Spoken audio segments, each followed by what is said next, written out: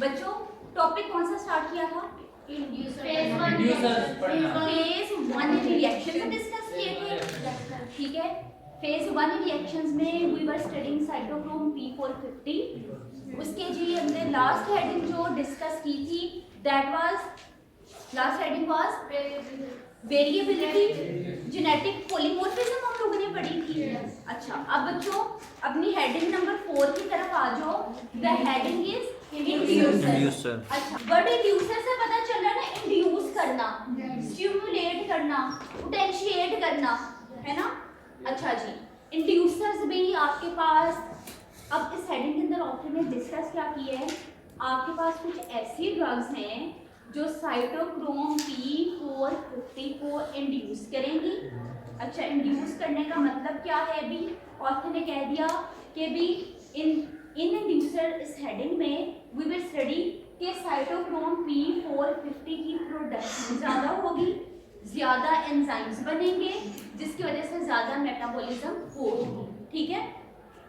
अब जी cytochrome P450 अब जी मैं कह रही हूँ इंड्यूस कर रहे हैं या फिर इनहिबिट कर रहे हैं, तो इसका मतलब मैं कहना चाह रही हूँ, मैं बात करना चाह रही हूँ ड्रग इंटरैक्शन की। मेरे पास एक ड्रग है जिसे साइटोक्रोम P450 मेटाबोलाइज करने के बाद उसे इनएक्टिव कर देता है, ठीक है। मेरे पास दूसरी एक ड्रग आई, उसने इस साइटोक्रोम P450 को इंड्यूस किया, मेरी उस पर्टिकुलर ड्रग की वजह से अब इस सेकंड ड्रग की मेटाबॉलिज्म ज्यादा होना शुरू होगी। अब इस ड्रग का फार्माकोलॉजिकल हो सकता है इफेक्ट ना आए, अगर तो वो ड्रग मेटाबॉलिज्म के बाद इनएक्टिव मेटाबोलाइट में कन्वर्ट होती है, तो अगर मेटाबॉलिज्म के बाद मेरी ड्रग एक्टिव मेटाबोलाइट में कन्वर्ट होती है तो इसका मतलब मेरे पास मेरी पर्टिकुलर ड्रग की एक्टिविटी एनहांस हो जाएगी, ऐसे ही होगा ना, एनहांस हो जाएगी। अच्छा भाई अब यही बातें आपकी बुक के टेक्स्ट के अंदर डिस्कस की गई हैं। भाई साइटोक्रोम P450 एंजाइम्स हैं, जब हम इनको डिस्कस करें तो it means we are talking about the drug interactions. अच्छा जी there are certain drugs, there are certain substances that will induce the selected cytochrome P450 isozyme. भाई मेरे पास साइटोक्रोम P450 की डिफरेंट टाइप्स हैं, जिसे मैंने क्या कह दिया था, आइसोजाइम, लास्ट लेक्चर में डिस्कस किया था। अभी मेरे पास डिफरेंट ड्रग्स हैं, वो पर्टिकुलर आइसोजाइम्स को इंड्यूस भी कर सकते हैं, इनहिबिट भी कर सकते हैं। जी मेरे पास ड्रग्स हैं, मैंने ड्रग्स दी, वो एक्सटर्नल एजेंट दिया ना, ज़ीनोबायोटिक दिया, that is not normally produced in the body, that is endogenous substance. उस एंडोजेनस सब्सटेंस ने क्या किया कि जी मेरे एंडोजेनस और उस एक्सोजेनस सब्सटेंस ने क्या किया, जो एक्सटर्नल एनवायरनमेंट से था वो ड्रग थी, ठीक है, या वो किसी किस्म का कोई पोल्यूटेंट था या फिर वो टॉक्सिन था, उसने इंड्यूस कर दिया आपकी एंजाइम की एक्टिविटी को।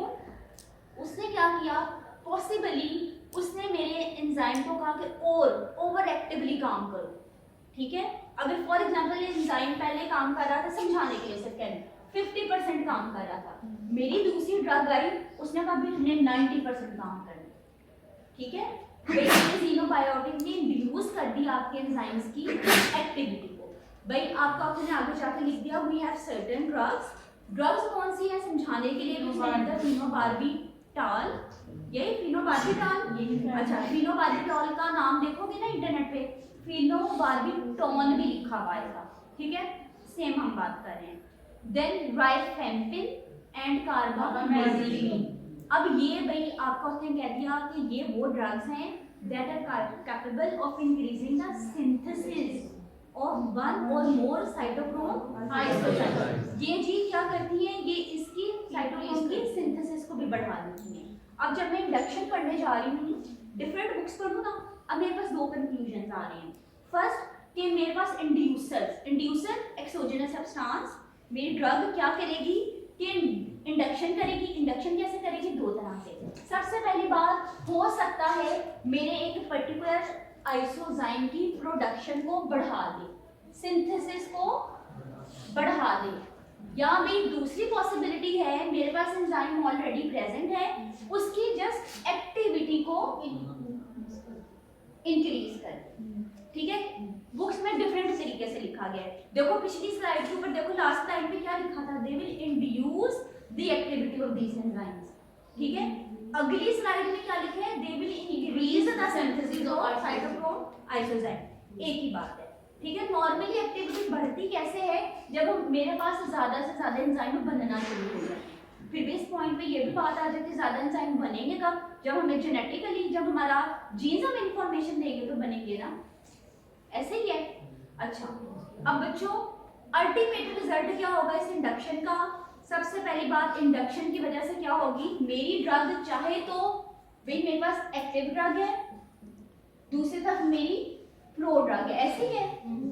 मेरी बॉडी में साइटोक्रोम P450 ने मेटाबॉलिज्म की, यानी कि बायो ट्रांसफॉर्मेशन की, बायो मेरी बॉडी के अंदर ट्रांसफॉर्मेशन चेंज कर दिया, मेरी ड्रग को एक्टिव थी तो फॉर एग्जांपल उसे इनएक्टिव कर दिया, या ये भी पॉसिबल है वो लेस एक्टिव थी उसे मोर एक्टिव कर दिया, मोर पोटेंट कर दिया, या फिर प्रो ड्रग थी तो उसको एक्टिव ड्रग में कन्वर्ट कर दिया। तीसरी ऑप्शन मैंने कौन सी आपको बताई, that was less active, less active को मोर पोटेंट कर दिया, और फिर भी इस पोटेंट मेटाबोलाइट को भी अल्टीमेटली इनएक्टिव करके बॉडी से निकाल दो।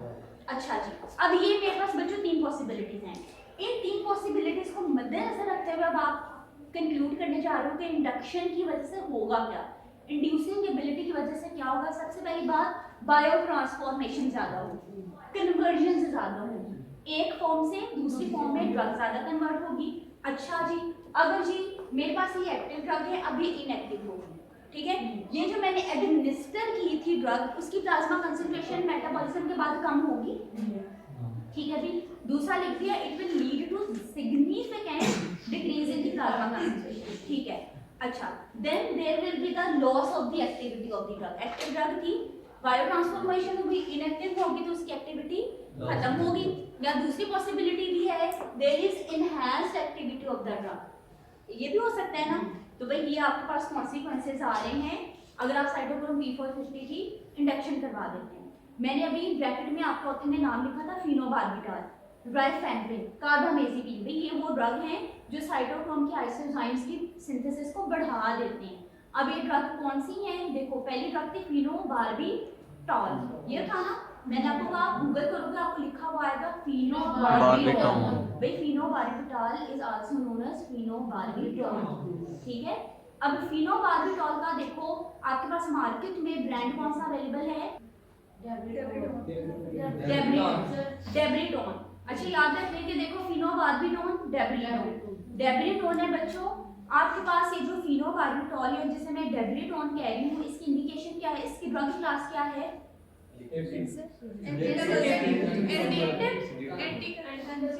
एंटीकन्वल्सेंट और सेडेटिव।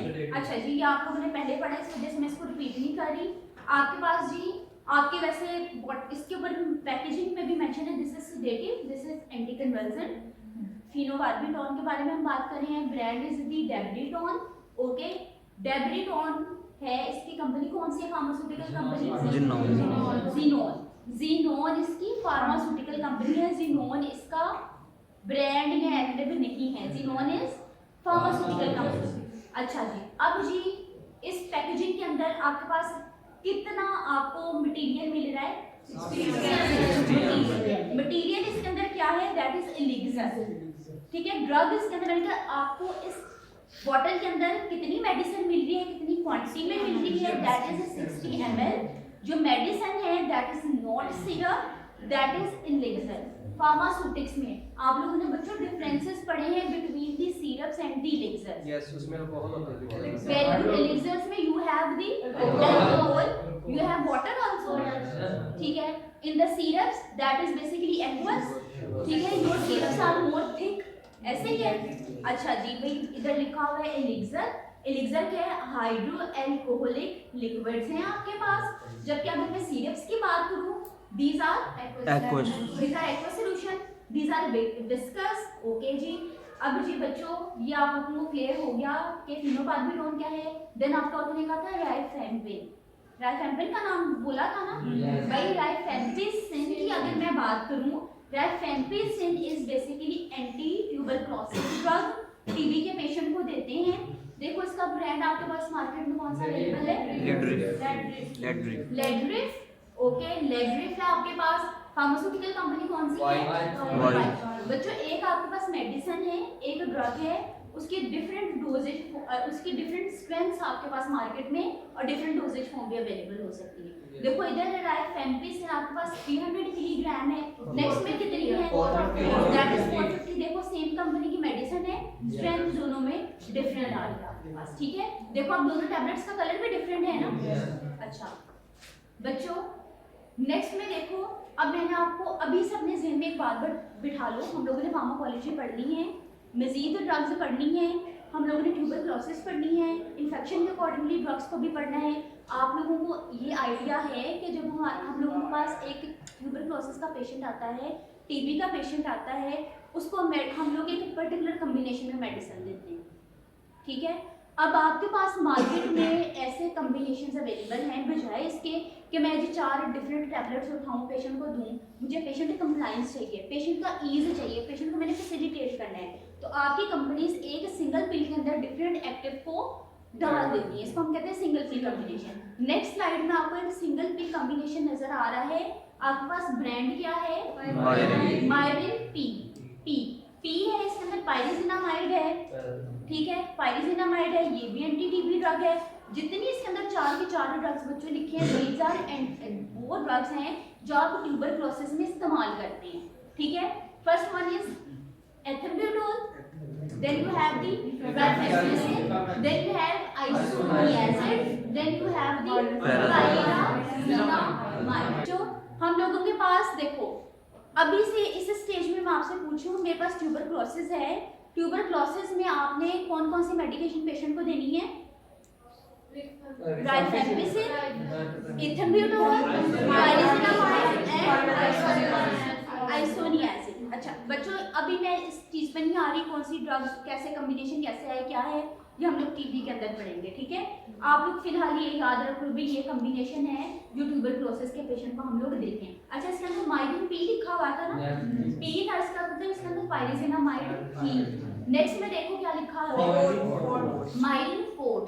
माइरिन फोर्ट के अंदर क्या क्या है? पायरिजिनामाइड है नहीं है, इसके अंदर एथिम्ब्यूटोल है, आइसोनियाजिड है, साथ में राइफेम्पिसिन है। बच्चों माइरिन, ये माइरिन है ना, इसकी फार्मास्यूटिकल कंपनी कौन सी है? फाइजर, रिनाउंड कंपनी है। अच्छा यहाँ से मुझे देखकर अंदाजा हो रहा है मेरे पास पेशेंट आता है तो मैं डिफरेंट कॉम्बिनेशंस में से ड्रग देती हूँ, ठीक है, कोई रीजन होगी ना, ये हम लोग ट्यूबरक्लोसिस में डिस्कस करेंगे। अच्छा इसमें क्या लिखा हुआ है?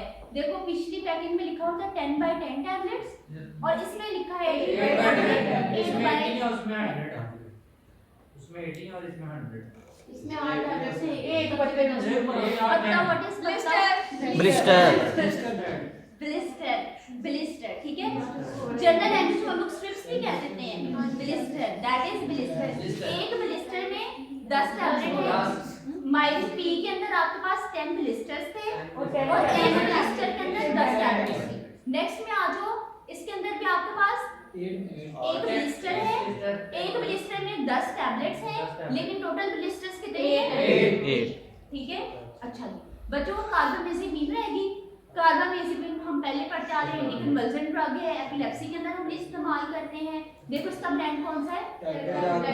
टेग्राल। 200 मिलीग्राम की टैबलेट है आपके पास, ठीक है। इसकी फार्मास्यूटिकल कंपनी कौन सी है? दैट इज नोवार्टिस, ठीक है। अच्छा बच्चों अब आपके ऑथर ने जी आगे जाकर कह दिया, आप जो राइफेम्पिसिन की बात कर रहे हैं that is anti tuberculosis drug. आपको अभी तक क्लियर है, खाली राइफेम्पिसिन ही नहीं, ethambutol, isoniazid, pyrazinamide is also anti TB drug, जिन्हें हम कॉम्बिनेशंस में इस्तेमाल करते हैं।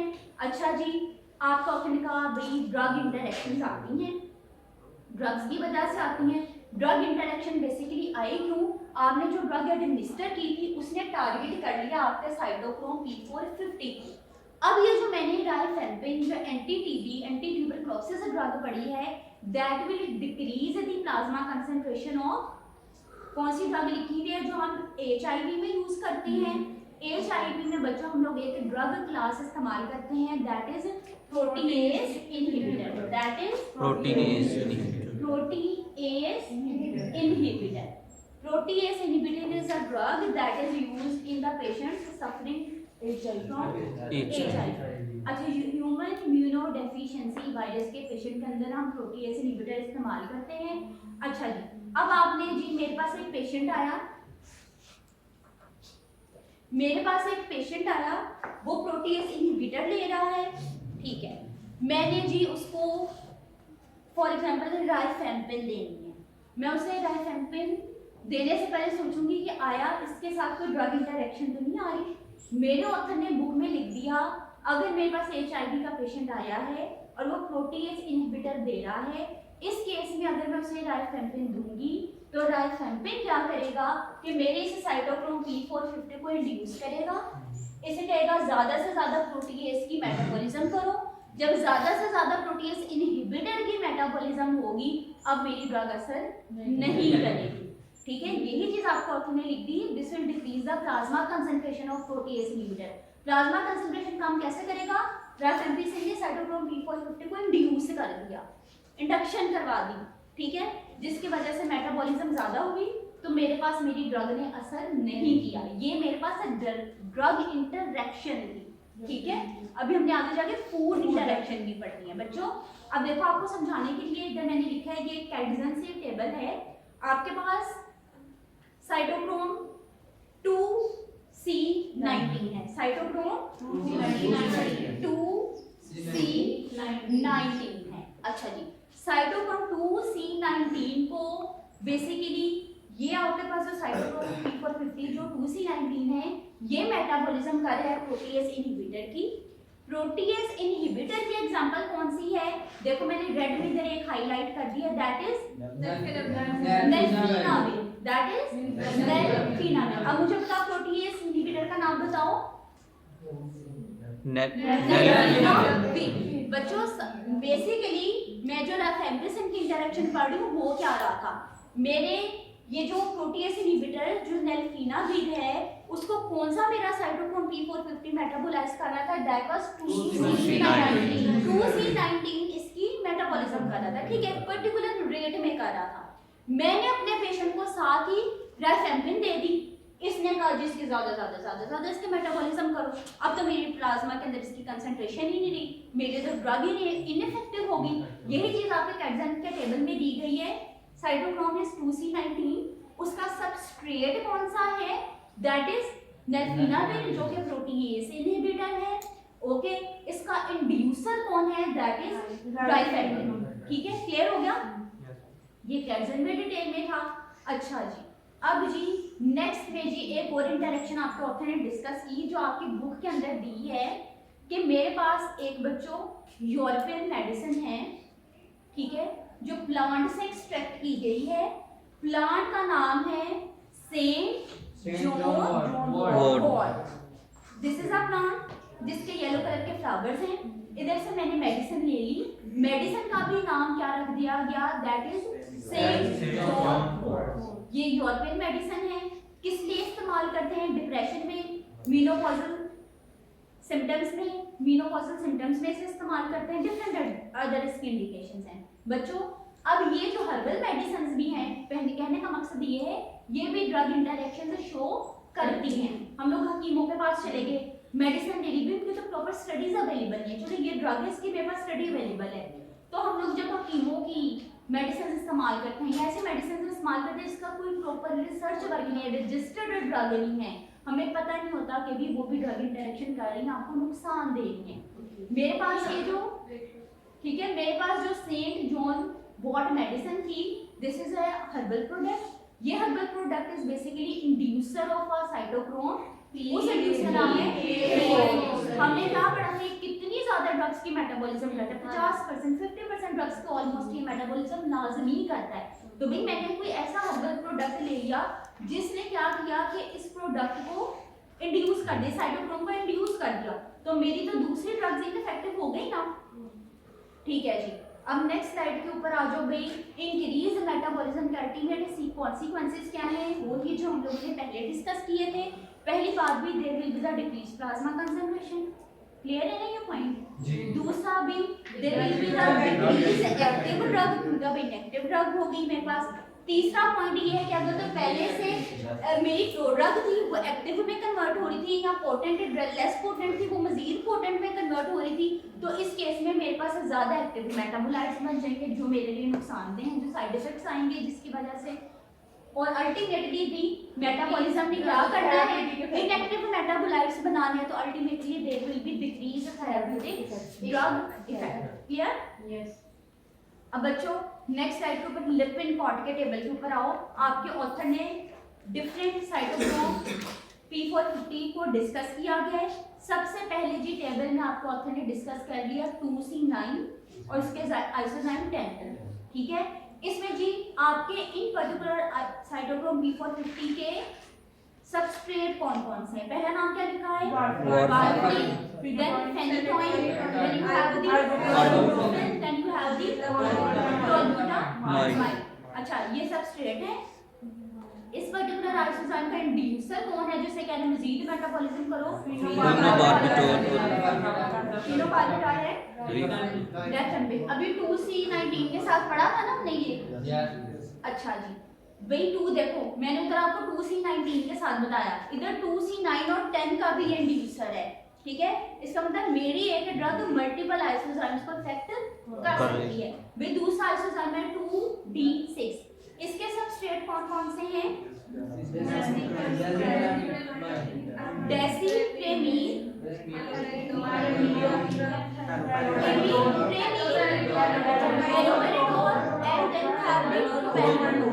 इसका भाई इंड्यूसर आपका फिर लिखा भी मेरे पास इतनी कोई स्टडी नहीं है कि इसका आया कोई इंड्यूसर है या नहीं, ठीक है। देन यू हैव 3A4/5, इसका आपके पास कौन सा substrate? Cyclosporine, erythromycin, nifedipine. Nifedipine अभी नेफिडिपिन पढ़ी थी, कार्बामेजिपिन अभी पढ़ी थी बराबर में। बच्चों इसका इंड्यूसर देखो अब कौन है? कार्बामेजिपिन, कार्बामेजिपिन, डेक्सामेथासोन, अच्छा एक अजीब सी बात इसके अंदर नोट नहीं की, ड्रग कार्बामेजिपिन को देखो सबस्ट्रेट भी इंड्यूसर भी है, देखा है ना भाई। मेरे पास इस तरह की स्टडीज अवेलेबल है। एक मेरे पास साइटोक्रोम P450 आइसोजाइम उसी से मेटाबोलाइज भी हो रहा है, उसी को इंड्यूस भी कर रहा है। मेरी उस पर्टिकुलर ड्रग ने इसको अगर इंड्यूस भी कर दिया, भाई इस पर्टिकुलर आइसोजाइम से जो दूसरी ड्रग मेटाबोलाइज हो रही है वो भी तो ज्यादा मेटाबॉलिज्म उनकी होना शुरू हो जाएगी ना, ठीक है। तो you have the multiple option. अच्छा जी, एंड में जी बॉक्स में फिगर के बॉक्स में आपको ऑथर ने लिख दिया मेरे पास जो साइटोक्रोम 2D6 है, this is not very susceptible to the enzyme induction. इस वजह से देखो कोई इंड्यूसर नहीं ना दिया गया इसका। बच्चों अब ये जो हमने नाम पढ़े हैं, ये जो सारे नाम पढ़े इसमें वारफारिन पढ़ा। वारफारिन की ड्रग क्लास क्या है? एंटीकोएगुलेंट यानी कि ब्लड थिनर आप कहते हो ना से। अच्छा, फिर फेनिटोइन क्या है? एंटीडिप्रेसेंट है, एंटी सीवियर है, ओके, एंटी एपिलेप्टिक है। देन आइबुप्रोफेन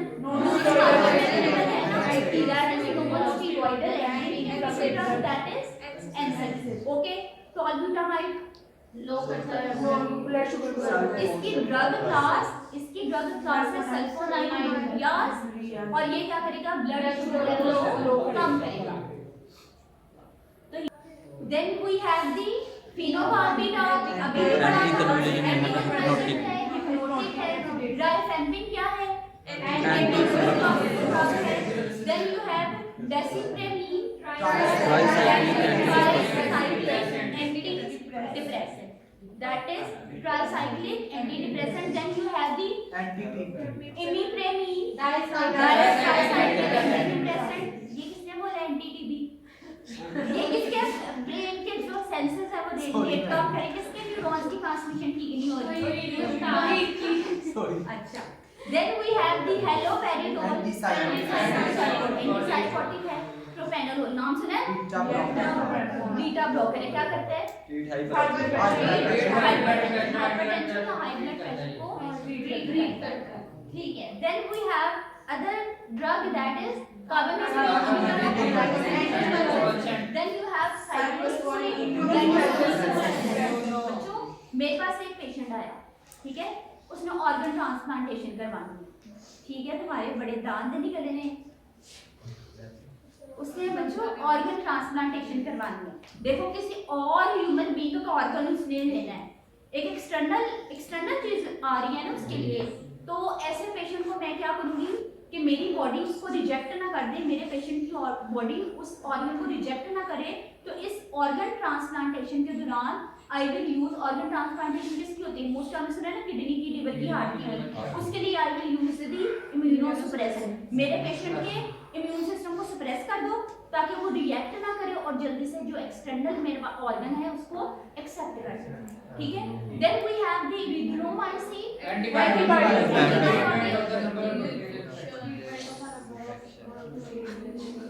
रेटेबाजो, जिसे एंटीबायोटिक बैक्टीरियल इन्फेक्शन में इस्तेमाल करते हैं। उसके बाद वी हैव नाइफेडिपिन, अभी nifedipine is the calcium channel blocker, then we have the verapamil, verapamil angina में इस्तेमाल करेंगे, एरिथमिया में इस्तेमाल करेंगे, ठीक है। Then we have the dexamethasone, glucocorticoid है, एंटी इंफ्लेमेटरी ड्रग है, इसमें इस्तेमाल करते हैं जॉइंट पेन में, रूमेटॉइड आर्थराइटिस में इस्तेमाल करते हैं, ठीक है। इन्फ्लेमेशन में, एलर्जीज में, आर्थराइटिस में, एस्थमा में भी हम इसका इस्तेमाल करते हैं। तो क्लियर है यहाँ तक? ओके, आपकी हेडिंग नंबर 4 खत्म होगी, दैट वाज इंड्यूसर।